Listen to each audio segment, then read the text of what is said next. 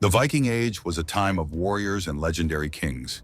It was an era when Norsemen carved their names into history with their swords and longships, striking fear into the hearts of Europe. We often hear tales of legendary figures like Ragnar Lothbrok, the cunning seafarer, or Harald Hardrada, the last great Viking king. But before these famous warriors, there was another leader, one who laid the very foundation of the Danish kingdom. His name was Gorm the Old, and he holds the title of the first historically recognized king of Denmark. Unlike the warrior kings who sought glory through battle, Gorm's legacy was not built on conquest alone. His reign marked a crucial turning point, the transition from scattered Viking chieftains to a centralized kingdom. To understand how Gorm the Old became the first true king of Denmark, we need to look at the world he was born into. The early 10th century was a chaotic time in Scandinavia. Denmark was not yet a unified kingdom, but a collection of independent chieftaincies and petty kingdoms, each ruled by local warlords. The Vikings were still raiding across Europe, but power struggles at home were just as fierce as those fought abroad. Gorm was likely born in the late 9th century, the son of a man named Harthacnut, who was a ruler in Jutland, the peninsula that forms modern Denmark's mainland. Some sources suggest that Harthacnut had established control over parts of Jutland, but his power was far from absolute. The region was filled with rival clans and warlords, all vying for dominance. When Harthacnut died, Gorm inherited his father's lands, but holding on to them was no easy task.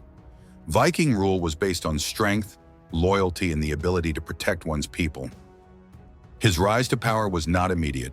He likely spent years consolidating his rule over Jutland, defeating challengers, and securing his authority. Unlike some Viking rulers who sought fame through foreign conquests, Gorm focused on solidifying his rule within Denmark. He strengthened his hold over Jutland and expanded his influence into other parts of Denmark, possibly including Funen and Zealand. By the time he was firmly in power, he had established himself as the most dominant ruler in the region, uniting various Viking clans under his banner. One of the most enduring symbols of Gorm the Old's reign is not a fortress or a battlefield, it is a pair of stones. Known as the Jelling Stones, these massive rune stones stand as some of the most significant historical artifacts from the Viking Age.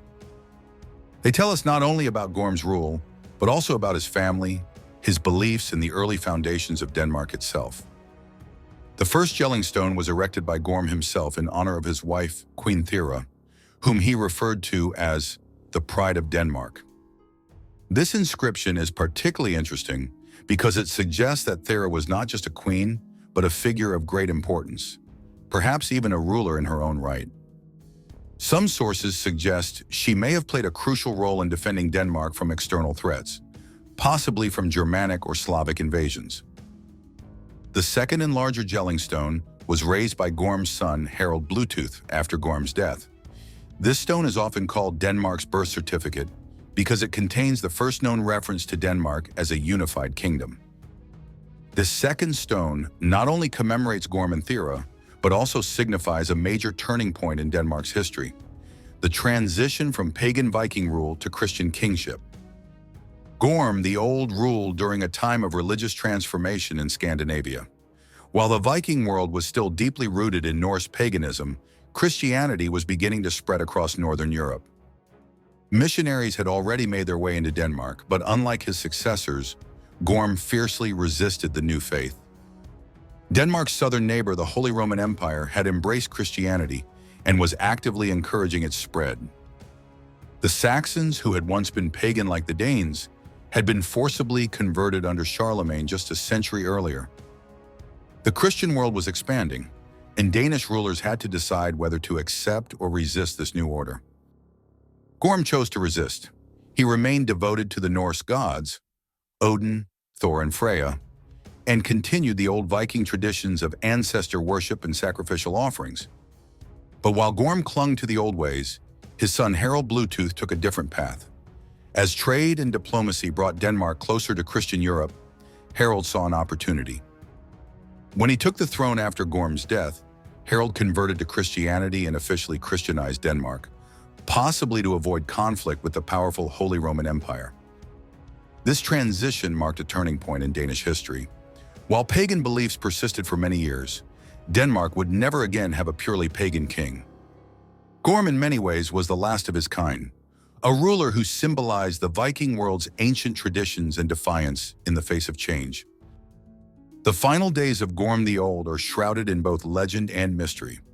By the time of his death, he had ruled Denmark for decades, solidifying his place as the first Danish king. According to legend, Gorm's death was caused by grief. The story goes that his son Harald Bluetooth had gone on a military campaign, and in his absence, a false report arrived claiming that Queen Thyra, Gorm's beloved wife, had died. Gorm was said to have loved Thyra deeply. Upon realizing that Thyra was gone, Gorm was said to have collapsed from shock and grief. Soon after he passed away, leaving the throne to his son, Harald Bluetooth. Some historians believe Gorm may have simply died of old age or illness, given that he was already an elderly ruler by Viking standards. Gorm was originally buried in a great pagan mound at Jelling, following traditional Viking funerary customs. However, after his son Harald converted to Christianity, he had Gorm's remains moved to a church, signifying Denmark's shift from its pagan past to its Christian future.